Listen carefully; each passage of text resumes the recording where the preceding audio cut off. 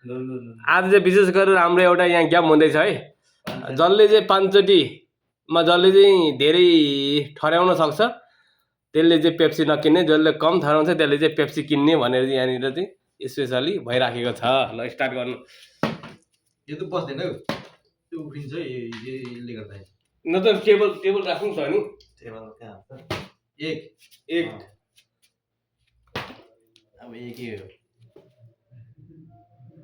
3 भयो 4 भयो 5 भयो 2 चोटि हो बल भाइ एक 2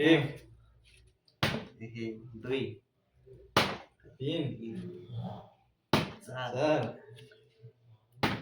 5 आज मै पर्ने हो कि क्या पेप्सी रिमुलले हारे रिमुलले 2 1 3 बलबहादुर मेरो कम्पिटिसन हुने हो 4 2 5 बल भाइले बलबहादुर गयो